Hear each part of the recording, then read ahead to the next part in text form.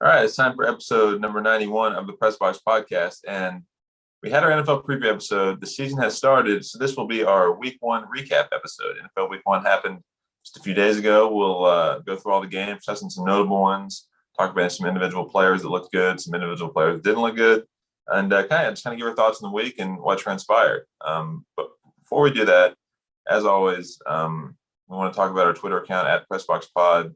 And YouTube as well. Go and search Pressbox Podcast on YouTube. We put a lot of NFL content up this fall, so look out for that as well. And lastly, before we get started, head to iTunes, rate, review, subscribe, all that. We're going to be doing one of these every week, the NFL recap episodes. We always like to do these. They're always good to do, in the fall after NFL Sunday with a lot happening. So make sure you subscribe and get all the latest episodes as soon as we put them up. And without further ado, it's the NFL Week 1 recap episode of the Press Box Podcast.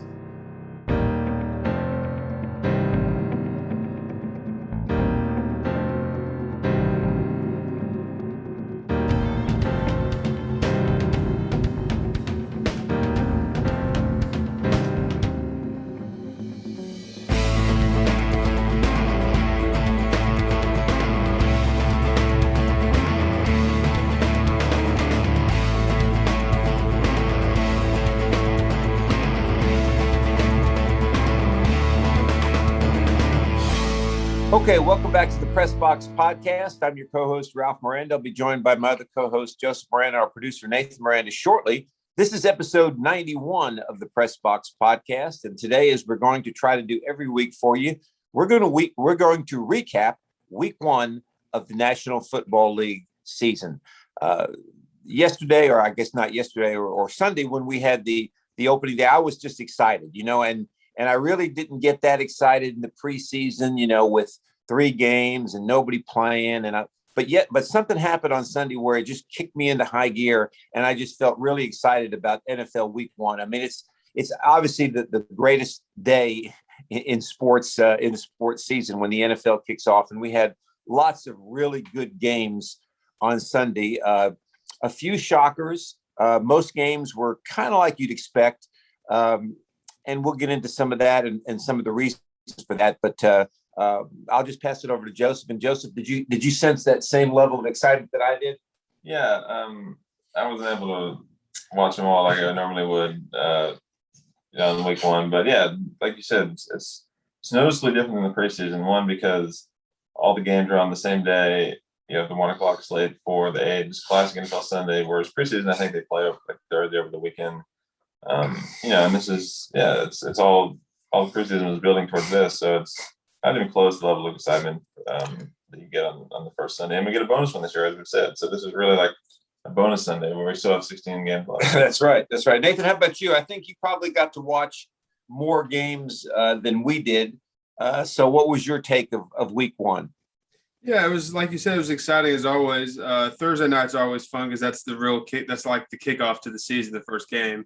But Sundays feels more like the real beginning because you have the full slate of the games, and it was great. I mean, it was great. It was also great because it's been 2 years since you'd seen these games in packed stadiums. You know what I mean? So you had all that back. Right. You had the full stadiums and all the fans were there. So it felt, even though they were kind of, I think, pumping stadium sounds into the broadcast last season, right? You could tell that it was kind of sounded a little empty sometimes. You could hear the players yelling or the whistle blowing. You could feel it was kind of empty. Right. And so it definitely felt exciting, more exciting, I think, maybe than a usual opening Sunday because of that. And there was, I guess we'll get into the games, but like you said, there were a couple kind of shockers, or maybe not shockers, but thought it would go a little differently, and then lots to talk about. Yeah. Let's start with the opening game, the Thursday night classic that has become a staple in NFL football, where the defending Super Bowl champion hosts the first game of the season. Obviously, this year the defending Super Bowl champion was the Tampa Bay Buccaneers, and they opened the season on Thursday night hosting the Dallas Cowboys. And I guess my takeaway from that game was the Buccaneers didn't look exactly sharp, I guess, but Tom Brady was still Tom Brady. I think he threw 4 touchdown passes His completion percentage was high, didn't turn the ball over. And of course, as he does all the time, gets the ball back down by 1 with about 1:26 left, drives them down the field, and they kick the game-winning field goal. So no surprise in that. But the Cowboys surprised me a lot. And I kind of want to get your take on that. Dak Prescott coming off that gruesome ankle injury or leg injury that he had last year against the Giants early in the season. He looked extremely sharp, running, throwing. I mean, he just looked really great. The Cowboys right now might have the best or one of the best receiving corps in the National Football League. You got Amari Cooper, you got CD Lamb, you got the tight end that they've got. His name escapes me right now, but he's a very good tight end. They can really sling the ball around. My concern for the Cowboys is that, back in 2016, when Dak Prescott hit the scene and took over for Tony Romo, they ran the ball with Ezekiel Elliott. Dak was more of a game manager, and yet they had probably their best season since he's been with them.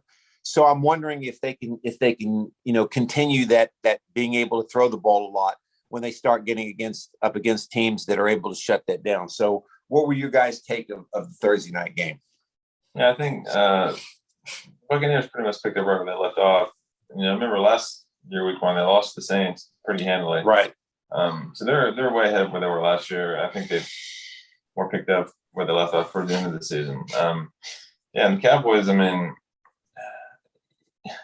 they're 0-1, but I said, and I think maybe it was the NFL preview episode, that they could go 4-12, or they go 12-4, 13-3, right? Right. They look like they have the talent and the possibility to go more towards the 12-4 realm right now, especially when you look at some of the other teams in the East, with Fitzpatrick getting hurt, Giants not looking great, and the Eagles maybe some smoke and mirrors involved there. I don't know, but the Cowboys impressed me.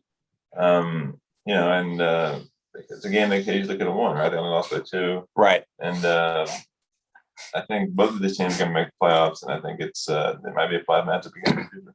Yeah, it sure could. And that was obviously the start of the season, and then we hit Sunday. I guess the biggest surprise of Sunday, and what most of the pundits are talking about right now, is the Green Bay Packers. The Green Bay Packers have been in the last 2 NFC Championship games. 2 years ago, they lost to the 49ers, and last year they lost to the Buccaneers. They got Devontae Adams, I guess, their wide receiver. They've got a pretty good running game, pretty good offensive line. They got the reigning MVP and Aaron Rodgers, and they just looked horrible. I mean, they just got smoked by the Saints, 38-3. The game was never really close.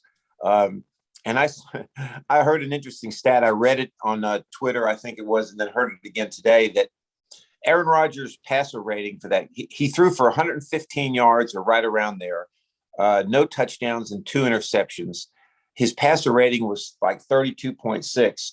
And this stat said that if he would have just spiked the ball every pass, his passer rating would have been higher than what he had.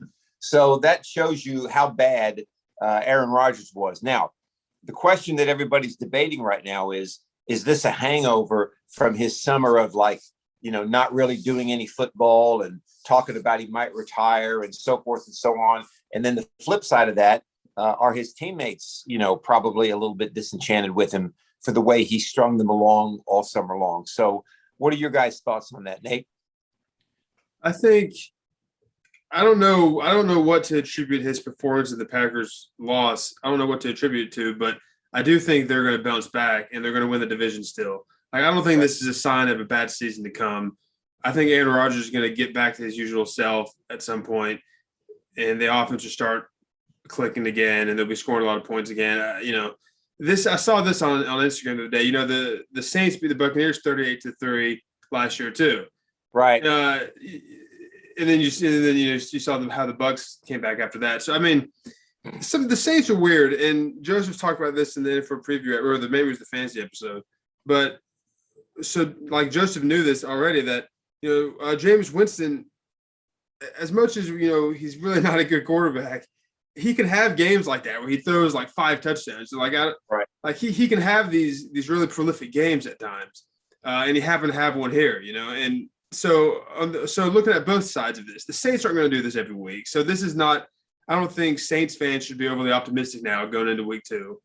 And then on the other side of it, the Packers, I think, whatever you want to say, if it was his offseason that he wasn't really dedicated, maybe whatever, but Aaron Rodgers will be back to form eventually. Maybe not MVP type form like last year, but he'll be back to form and they'll win the division. So this was a weird game. I think anybody who was picking this game going in probably lost that pick. I mean, who would have thought the Saints were going to win by 35 points?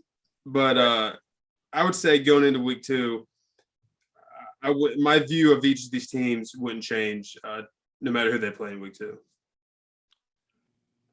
I think starting with the Saints, yeah, like I said, he's very capable of that. The interesting thing is, do we see a little more of that now that Sean Payton is supposedly like offensive guru? Maybe people are talking about he's a better coach of quarterbacks than Bruce Arians was, or I thought Arians was supposed to be like a QB whisperer. Though, is that him or is it somebody else? I don't know. Okay. But so that'll be interesting to watch. He's not going to throw 5 touchdowns every week. He's going to throw a lot of picks also. But I think if anything, I'm a little more concerned about the Packers than maybe most people are, or maybe you seem to be. Rodgers didn't throw a touchdown. He only completed 5 passes to Devontae Adams, 56 yards, no touchdowns there. It seemed like last year, every game they had like 8-9 catches for a touchdown or 2. And then they really don't. They had 4. Their leading rusher had 19 yards, and they really don't. Historically, they've never had like a really good running back they can rely on. So if Rodgers falters at all for any reason this year, they're kind of done, right? I mean, he's not going to play this bad every week, but No. He has a pedestrian year and throws 25 touchdowns and 15 picks, which is way off from last year. I think the Packers might be in a little trouble here, maybe like a 7-9, 8-8. The running game does concern me, but like you said, I feel like they've never really had like a great running game. They always seem to be all right, but they had. He never really plays like that either. He did. No, that's right. True, but like I said, I don't know if he'll continue to play that. I thought it was strange. He had Randall Cobb only caught 1 pass and 1 target. That's the guy he thought first chance back together. He thought they would have. Yeah. And he asked for him to come back. That's another thing that I wonder if his teammates are wondering is that, he wanted this guy back and he wanted that guy back. And yet you're having trouble all game long and you only throw 1 target to Randall Cobb. I mean, the guy that you specifically asked them to bring back, And then if you look at Aaron Rodgers, his what's the word I'm looking for? His demeanor during the game, he almost looked disinterested, and he did, yeah. Now sometimes he's not much of a guy that looks that interested, but my point is he almost looked like he didn't care, which is not a good look for a guy that's been saying all season long that he wants this and he wants that, and he wants this guy gone, and it just didn't really look right to me. Now they're going to get healthy again Monday night because they play the Lions. So they'll win. The Lions put up 34 points. Yeah, but they a lot scored, of that was at the end of the game. It was they scored 2 in garbage time, which doesn't really matter. The game was over with like not much time left, and somehow they got just a few quick touchdowns. Yeah. So the Packers will be 1-1. Then the question is, what do they do after that? And I think that's going to be the real challenge for the Packers. And going back to the Saints real quick, let me say I agree with everything that was said about Jameis Winston, but he only threw for 145 yards, which is really interesting. And they didn't 148, yeah, they didn't ask him to do much. And he said this was an interesting comment. He seems to be a little more mature, and we always talk about how how if you bring in a rookie quarterback, how much it would benefit that rookie quarterback for sitting for a year, right? Well, last year he sat, right? And he sat behind Drew Brees, and Drew Brees brought him along and taught him some things, and he seems a little more mature. He didn't turn the ball over. And an interesting comment he had after the game was the play that he hated the most was, the play that he was most proud of was one where he threw it away. And that tells me that he's got a mentality now where, hey, I'm not going to try to gunsling it down the field. I'm going to play within the offense. And if it's not there, I'm going to throw it away. Now, if that's the new Jameis Winston with his talent, the Saints could be pretty dangerous. That's a good interesting point. We've been saying all along that he has talent, obviously. So that's a good point. If he really has changed, then yeah, maybe the Saints, maybe they're even better than last year. Because if he really has changed, he's going to be better than Breeze was last year. That's right. He's got more talent than Breeze did the last 2 years. And maybe he's never. Maybe this is like a reboot of his career, like as if he was drafted last season. In other words, and that was his rookie year. This is like beginning his career anew. Maybe that's the case, and they're doing it the right way, like they sat him last year and stuff. But then again, though, even if a guy got off on a bad foot starting his career, like they tried to play him too quickly, whatever. If he's good, eventually, I think he'll get together. And Winston has had a couple seasons as the starting quarterback in the NFL, and he just didn't seem to get together. You know what I mean? So I don't know how it all of a sudden flipped. I don't know, unless his mentality was always different than it is now or something, and he has a better mentality about throwing it away, or I don't know. But well, we'll see. Well, let's move on to a couple of the games. Another stat that I saw or heard yesterday was that of all the teams, obviously there was 16 games over the weekend, right? So there were obviously 16 teams, maybe close to it, that were behind at halftime. Some games may have been tied at halftime, but there was a large percentage. Only 2 teams who were behind at halftime came back to win the game, the Steelers and the Chiefs. So let's talk about those 2 games, because those were 2 games that were pretty much marquee matchups. You had the Steelers, a historic franchise, did make the playoffs last year, but really fell off the last few weeks of the season against the Bills, who were in the AFC Championship game. And then you had the Browns, who everybody now is picking to win the North Division and possibly make a Super Bowl run against the 2-time defending AFC champion Chiefs. Let's talk about the Steelers and Bills first. Interesting game there. The Steelers were behind 10-0 at halftime. And after that, all they gave up was, I think, 2 field goals to the Bills. So are the Steelers for real? Or were the Bills maybe just not quite up to speed in game 1? I think both. I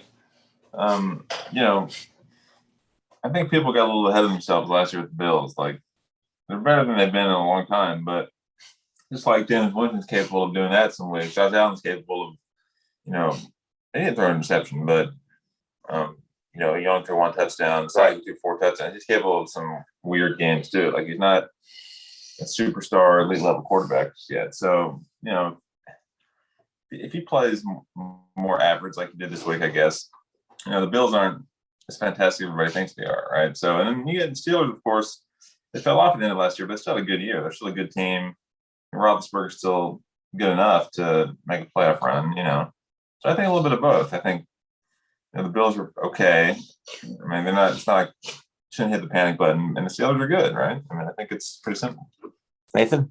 Yeah, I think that's a good analysis. I'm not down on Buffalo. I'm not really excited about Pittsburgh after this game, but I think Pittsburgh's defense really, well, I don't know if you want to say it was Buffalo making mistakes or something on offense, but I think Pittsburgh's defense really kept them in the game. They kept it close enough where that's right. Once their offense started to come on a little bit, they were within firing range to actually win the game. So if anything, I'm liking the Steelers' defense. I'm confident. Their offense, we've talked about, I think, in some of our preview episodes, could maybe flutter at times. Roethlisberger's at the end of his career, I'm trying to look at the running game kind of. Well, they gave that Najee Harris 16 carries, 45 yards. That's not bad, but I think they'll get some more out of him as the year goes on. So their offense, I think, will catch back up. But then really though, with the big play that really shifted the game was that blocked punt that ended up in the Steelers touchdown. Right. That made it. The Steelers were up 13-10, I believe, at that time, and then they blocked the punt, returned for a touchdown. Now it's 20-10. Right. And then at that point, it's pretty much over. Yeah.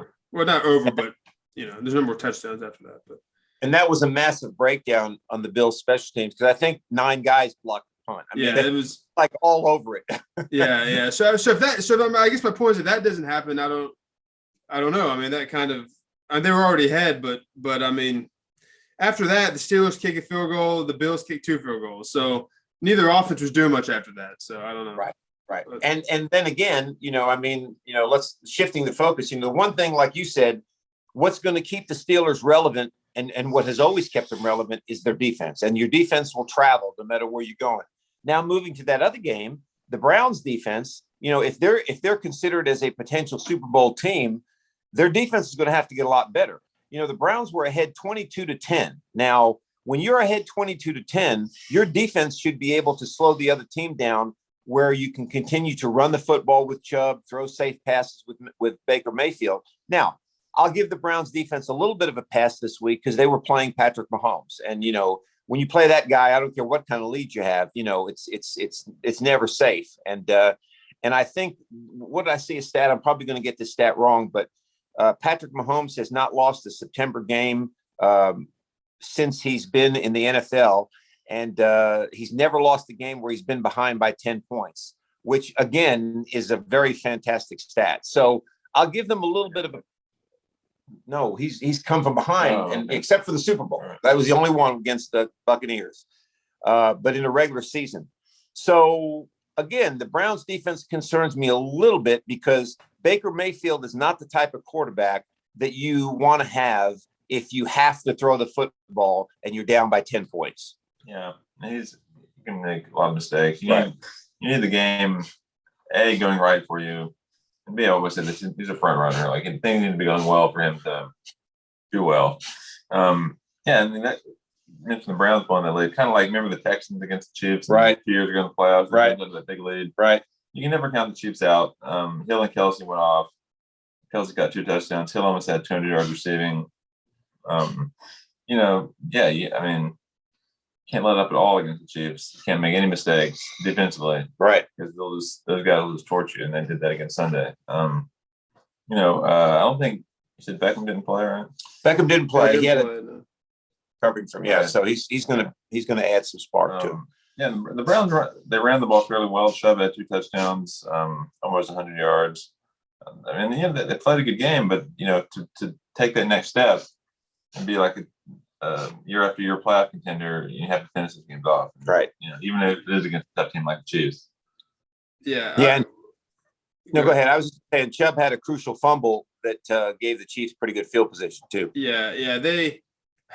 I don't know. I mean, listen, the first half, I was pretty surprised.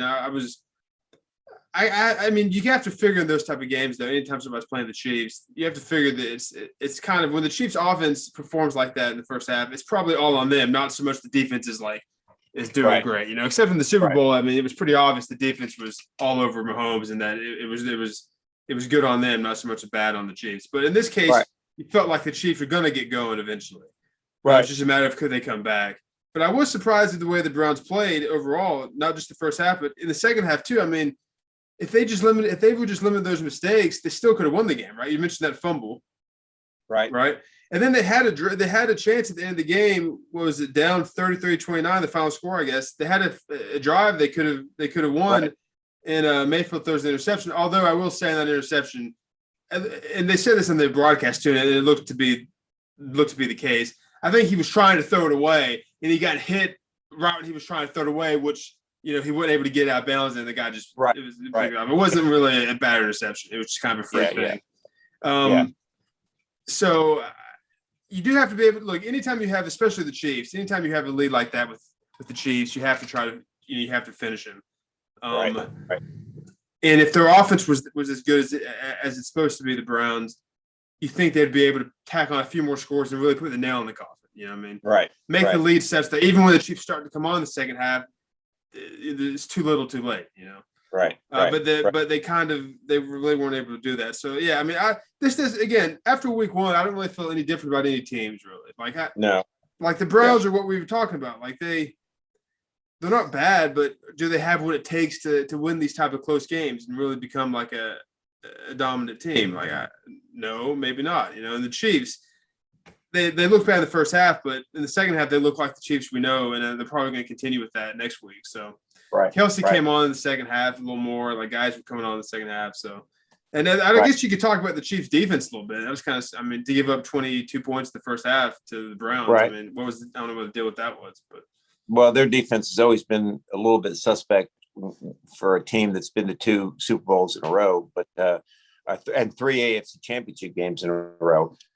Let's talk about a couple other things. Let's talk about the Cardinals. I mean, the Cardinals, gosh, they just had it fantastic against a pretty I mean, against the Titans in their home field, which was not chopped liver, and they just went off. Now, the question about the Cardinals is, if you remember, last year they started pretty hot and they kind of faded down the stretch a little bit.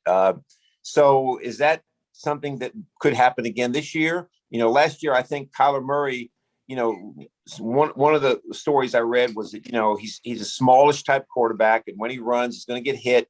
And when you start getting into week 9, 10, 11, 12, does that affect him any? So what are your take on the Cardinals? They looked really good.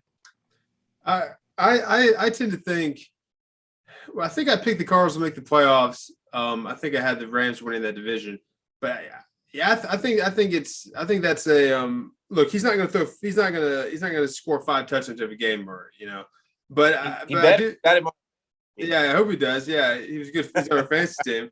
That was a great fantasy day, but he's not going to do that. They're not going to go off like that every game. But I think they're going to be really good this year. I don't think that was a freak game for them. I mean, I just really like the Rams. But if not for the Rams in that division, I think they win the division. Pretty easily. So I mean, and like you said, they beat a good Titans team in Tennessee. I think they had at least 5 sacks, I think, on defense, the Cardinals. Right. So it was an all-around good game. And I guess the one thing with Murray, I guess the injury thing, he runs more. He's going to get a little more beat up as the year goes on. That could be a problem, but especially with an extra game now, I guess. But I'm pretty high on the Cardinals. Hey, let me throw in real quick, though, for our fantasy team, Nathan and I's fantasy team had 168 points on Sunday. I think it was like the most that's ever been scored in our league. And we did give some winning fantasy advice to one of our fans that asked us a question on YouTube. So any of you all who need fantasy advice, you can contact Nathan and I. All right, let's move on. Yeah, contact us on Instagram or Twitter. Yeah, somebody on Instagram left us a comment about a question what to do with fantasy. Our advice turned out well for him. Let's just say if he took it.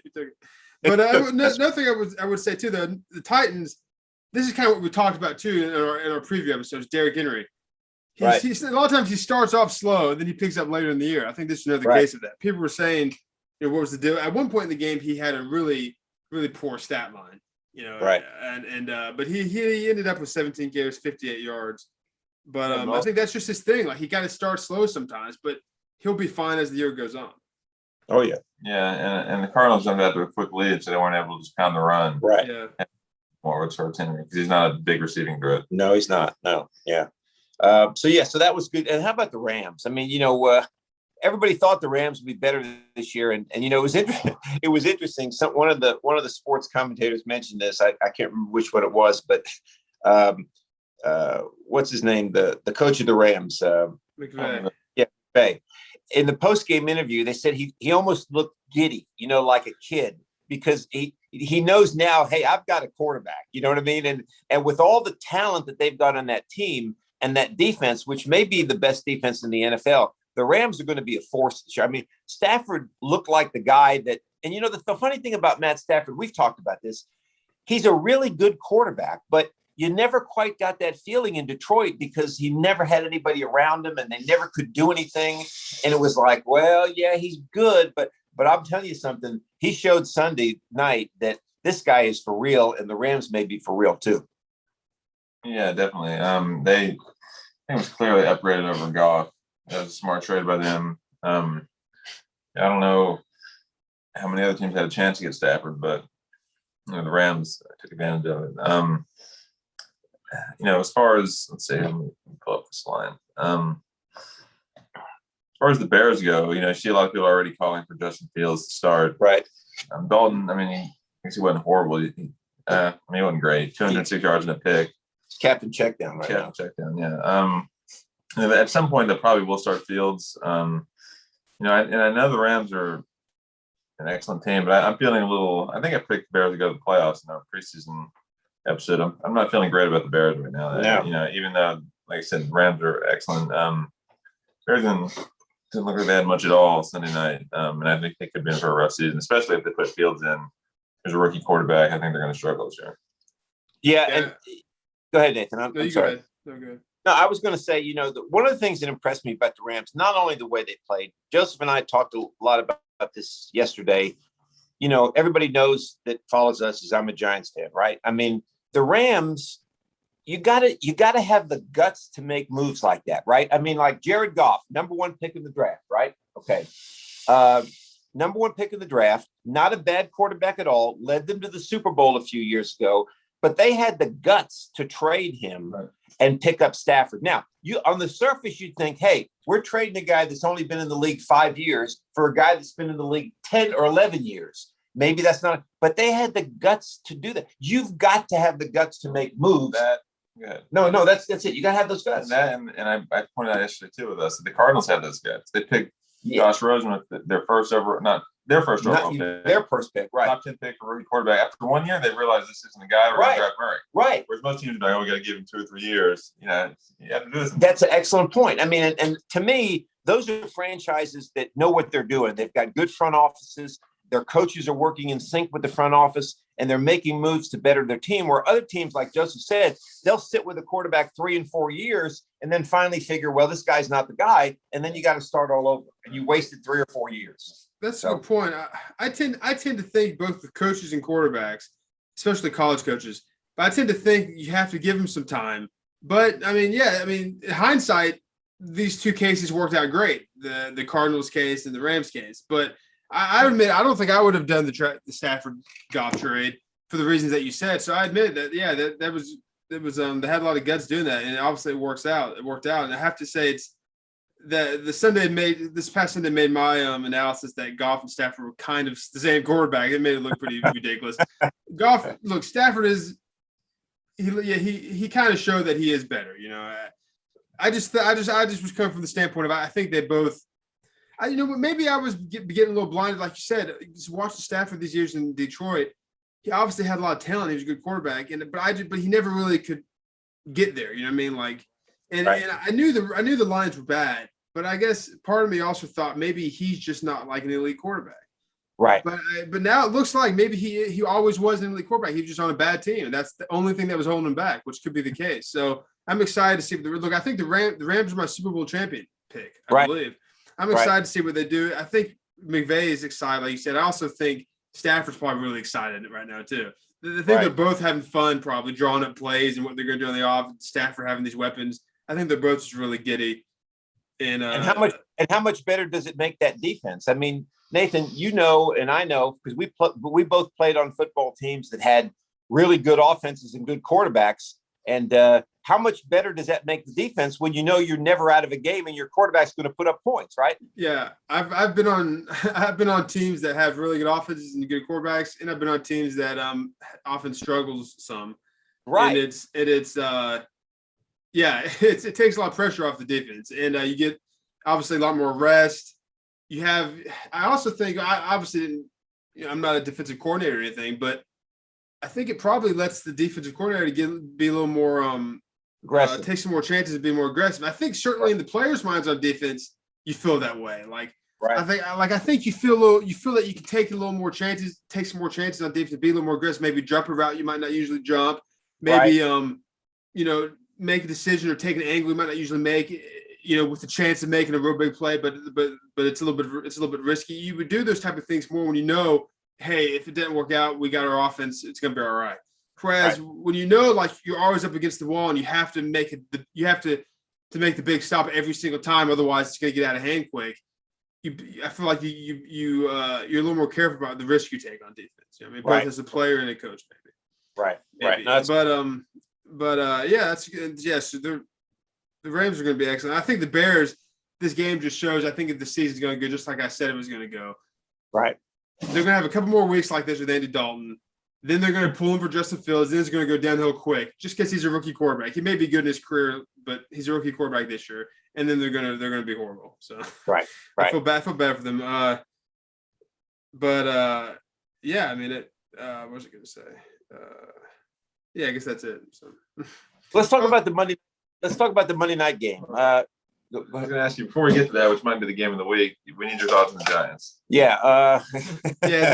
I would say I didn't see the whole game because I was watching Red Zone, so I saw whatever they showed me, but they look pretty bad. But I feel and I obviously watched a lot of highlights, so I'm pretty well checked out on it.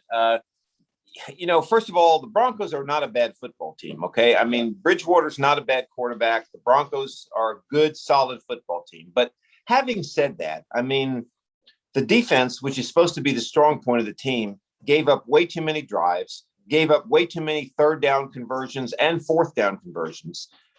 So they could have played a lot better, the defense.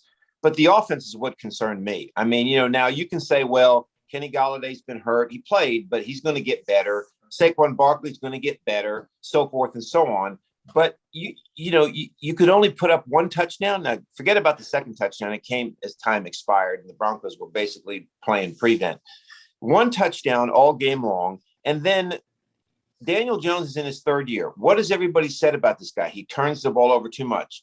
The Giants are down 17-7, third quarter. They got the ball at the Denver 20-21. He runs the ball, Jones, makes a good game, and fumbles it.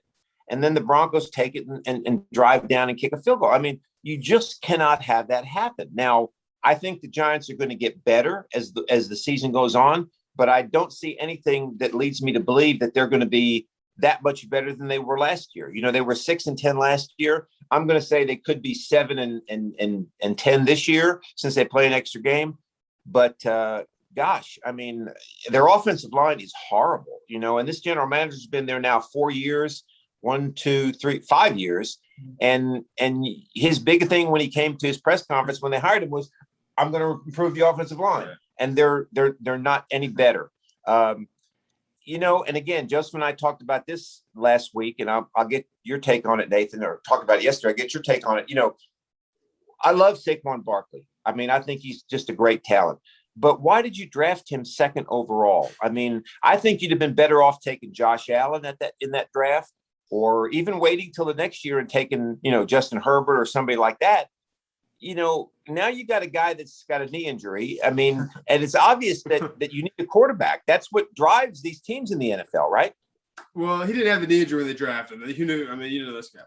I know that, but right. I have to say, I'm starting to agree with that. I think you probably brought this up some like last year, maybe, or something on the podcast. And I think I was probably a little in favor of them getting Barkley, maybe, if I remember. But I'm starting to, whatever I thought back then, I'm starting to agree with you. I'm thinking, look, Adrian Peterson's a free agent right now. Are they that much worse of a team with Adrian Peterson at running back than with Barkley right now? No, they're not. And then if that's and they could have maybe got Peterson back a couple years ago instead of drafting Barkley. They could have a couple years with Peterson. They'd be just as good of a team. And then they'd probably have some other, whatever they would have used that draft pick on when they got Barkley. They would have whoever that is. So I agree with you. They probably shouldn't have done that. But and I'm starting to, I picked the Giants to get to the NFC Championship game, I believe. That's kind of like an upset pick. I usually don't like one game to change my opinion on something, especially the first game of the season. But this specific game, though, they look just like a carbon copy of last year's team. Yes. So I really feel bad about that pick now. I think it'll be just like last year. Late in the season, there'll be a couple of division games they play where if they win, they're still in the race to win the division and this and that, but they're going to fall short at the end of the season, I think. So I don't think they're going to be completely horrible, but basically a carbon copy of last year. And then Jones, the fumble. I remember when I saw that, I just felt bad for him. But I was like, I think I said this is going to be his breakout year. I know it's just been one game, but if it was his breakout year, he would look a little better than he looked last Sunday, I think. Well, you're right. I mean, and the thing is, he didn't play badly. I mean, considering, and he didn't have a lot of time to throw, but he's just a good, solid quarterback is all he is. He's not a Super Bowl quarterback. And I will say, I was going to say he is on maybe a poor team right now, but you can tell the difference between him on the Giants team with the bad O-line and Stafford when he was on the Lions. Like Stafford would make things happen still, didn't turn the ball over as much. And Jones just kind of doesn't really look like that. He would be a better quarterback on a better team, obviously, but I still think he'd be a Stafford-level quarterback. And also the Broncos, I thought about this during the game. I thought, well, maybe, Teddy Bridgewater, did he play last year with the Broncos? No, this year is his first year. Yeah, so I thought, well, maybe the Broncos are just like a pretty good team. Maybe they're better than we think. Like maybe the Giants are better, but the Broncos are just good. But I don't think that's really the case. Like I don't think the Broncos had any business winning that game, 27-13. Not that score. No, it should have been a closer. Yeah. And I think, I also think I told Joseph this. The Giants will have a new general manager next year. There's just no way around it because this guy's got to go if they have another season like that.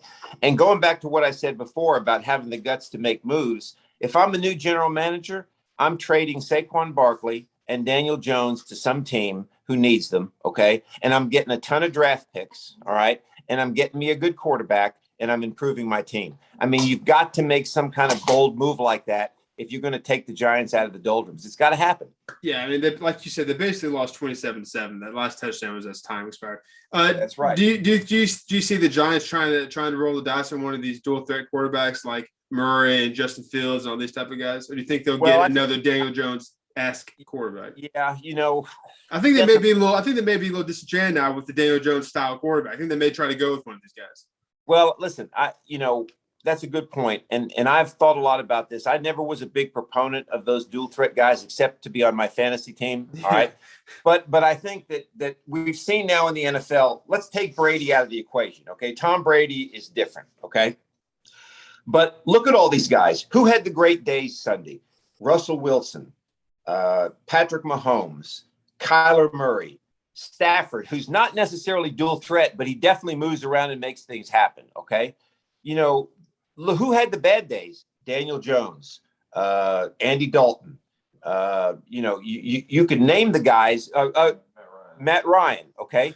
I mean, the league is different now. I mean, look at college football. Look at Notre Dame Saturday. Their quarterback is basically a drop back pocket passer. When they put the freshman in there who could run the ball, they started making some things. You got to have a quarterback that can do that. Even Lamar Jackson. I mean, you got to give the guy credit. He's a difference maker. So if I'm the Giants, that's what I'm doing. I'm finding a guy, that can move around and can make things happen. That's the only way you're gonna win in this league now. You make a good point. We've always been more in favor of the drop in the pocket type passes, but maybe we're not accounting for like you just said, the league has just changed. I mean, like, it has. You just can't have that anymore, which I'm starting to agree with that. I mean, not just because of the Giants game, but just as these years go on in the NFL, you see the way these guys look at the traditional quarterbacks in the league, like you said, Matt Ryan, Dalton had been around as long as Ryan, but Ryan is kind of the one traditional kind of. He's been in the league for a while. He's kind of the old guard of how the quarterbacks used to be. He didn't really fit in this league much well anymore. I feel like, you know what I mean? Like you need guys. I think the Giants will try to get somebody like that, but I still like the guys like Stafford and Burrow, the guys who are still, they rely more on their arm. If they need to move, they can move. As opposed to the guys like Lamar Jackson, who he kind of equally relies on his legs and his arms. I still wouldn't go all the way that way. Well, let me say one thing, and then I'll turn it over to you guys for your comments. But defenses today are too good. Okay, I mean, you got edge rushers, you got guys that can come off the edge. And what does the defense want to do? They want to keep the quarterback in the pocket, right? If you can keep him in the pocket and pressure him from up the middle, you can take him off his spot. You can change things. Now, if you're going to have a Daniel Jones at quarterback or a Tom Brady at quarterback, what do you have to have? You better have a really good offensive line, because your quarterback he's got to have time to sit back there and read the defense. If he doesn't have time, it's not going to work. And the Giants don't have that offensive line right now. And you just, I mean, when Eli, this guy's a carbon copy of Eli Manning. Yeah. When Eli Manning won the Super Bowls, they had the best offensive line in the league. Manning could sit back there, he could find his targets, and nobody was better. But what happened late in his career when the offensive line got bad? He was a turnover machine. Okay, so that's what I'm going to say. Yeah, that's another point too. The defense that's part of the game change. But the defenses are so athletic now and so fast. Yeah. You almost have to have a quarterback who can run some. You know what I mean? Like, otherwise, it's just not going to go well for you. You know. Exactly. Speaking of running quarterbacks, we'll finish up with the Raiders game from last night. Yeah. Overtime, like I said earlier, it might be the game of the week. Now the Ravens lost both their running backs. Then kind of recently, right? Very recently. And then they got Tyson Williams and Latavius Murray. Again, they should have signed Peterson. My goodness. They split carries. Both scored a touchdown. Lamar Jackson 86 yards rushing. I saw a stat because they jumped out quickly to a 14-0 lead. Right. The Ravens under John Harbaugh are 81-0 when being up by 14 points. Ah, really? In his tenure. So that's the biggest lead they ever blown. And then the Raiders came back and Derek Carr had a good game. He did. You're going to see some bad games from him, I still think. He's just going to be the same guy he always is. Waller, 10 catches, 105 yards. Yeah, the Raiders are going to be 8-8, or 8-9 or 9-8. You're going to see games like this, and you're going to see games easily like this that they lose. Right. See some blowouts, some on either side. They kind of are what we Thought they were. Thought they were too. If anything, the Ravens surprised me a little bit by losing the game. Like I said, it being at 14-0. Yeah, they did. They did. I actually ended up watching the whole last 6 or 7 minutes of the game, and it was really interesting. The Raiders almost blew it. They had, in overtime, they actually thought they had scored a touchdown, and the replay showed that the guy's knee was down. They put the ball at the 1. The Raiders 4 plays threw an interception in the end zone that bounced off a guy's shoulder pads. So they almost gave it back to the Ravens, and then the Ravens fumbled it back to them. So it was kind of a wild last few minutes of overtime. But I agree with Joseph. The Raiders are just an average 500 team. I think the Ravens are going to be right there in the thick of things when it's all said and done.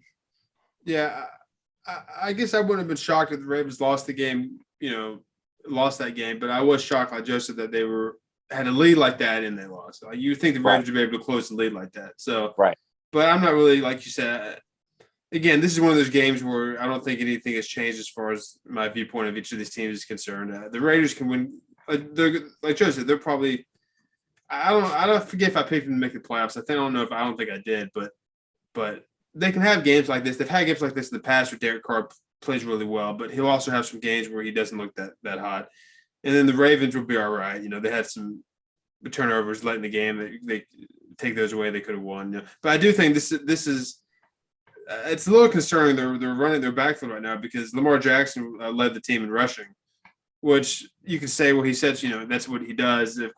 That's not that weird, but I don't think that he can do that every single week. I think they need some type of running game. Right.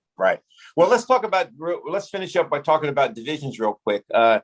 Interesting. The 2 Western divisions in the NFC and the AFC are all of them are 1-0. Okay. And I think you could have a situation, in the NFC, you got the 49ers, the Seahawks, the Cardinals, and the Rams. And in the AFC, you got the Chiefs, the Broncos, the Chargers, and the Raiders. I think more so in the NFC, whoever finishes 4th in that division could be the best 4th place team in the history of the NFL. I mean, you've got 4 pretty good, solid football teams there. You could have a 4th place team that ends up 10-7. It easily could happen, or even 11-6. I think the AFC West will begin to shake out towards the mean. I mean, they're all 1-0, but I think the Chargers and the Chiefs are the class of that division. I think the Broncos and the Raiders will fall off to the mean. But still interesting. You got 2 divisions where they're all 1-0. The NFC North, Packers, Lions, Bears, and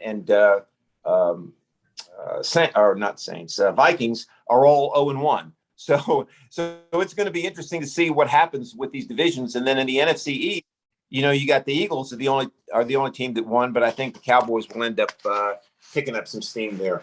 Yeah, if this first week for the Packers, if that's signs of things to come, that's going to be a pretty bad division this year. Yeah, yeah. But yeah, good point. I do think the NFC West is a I agree with what you said about that. There's some really good teams in that division. Yeah, I think it's going to be a great division down the stretch. And I think the Chargers are going to be a pretty good team this year. Justin Herbert, gosh, that guy, what a find he was. They said that he was 14 of 19 on 3rd downs. That's pretty amazing for a guy that's in his 2nd year. He was just amazing. And he's going to be a great quarterback. The Chargers have a pretty good football team. They got a pretty good defense. So all in all, it was a really good week 1. We'll move on now to week 2. I think we'll start seeing some separation. We'll start seeing which teams who are 0-1 that go 0-2 are really going to have a rough season. Which teams that were 0-1 are going to turn it back around.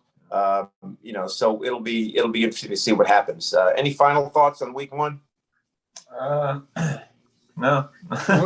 What did you think of some of the rookie quarterbacks? Mac Jones, Trevor Lawrence? Yeah, that's a good question. I think Trevor Lawrence is going to be okay. I'm not ready to say that he's going to be a franchise guy. I think he's figured out or seen that, the NFL is totally different than college. I think Mac Jones is going to be a really good quarterback. I think he's going to be another, I don't mean it this way, but another Tom Brady type where he's fitting into their system really well. I think he's going to do a good job there. Justin Fields, again, jury's still out on him. Haven't seen enough of him. Trey Lance in San Francisco seen enough of him yet. Well, what do you think? Do you think the 49ers are going to eventually start Trey Lance? Because at one point, Garoppolo, I don't know if he threw a pig or he did something, and then it was kind of like they put Trey Lance in for like kind of like a special package. I think he ended up throwing a touchdown. But do you see them making that change at some point? Yeah, I do. I don't know that they'll make the change completely this year. I think they'll use Trey Lance. They'll have some packages for him this year. Yeah. But unless they really start playing poorly and Garoppolo starts playing poorly, I think it's his job, and Lance will kind of fit in here and there for this year. I think Justin Fields, as we said before, and as you said, he'll take over the job here pretty soon. The other guy was the Jets quarterback. Zach Wilson? Zach Wilson. Yeah. He actually had a pretty good game. I think he's got a much stronger arm than Sam Darnold has, and I think he's got a little more pocket presence. I think he's going to be a pretty good quarterback.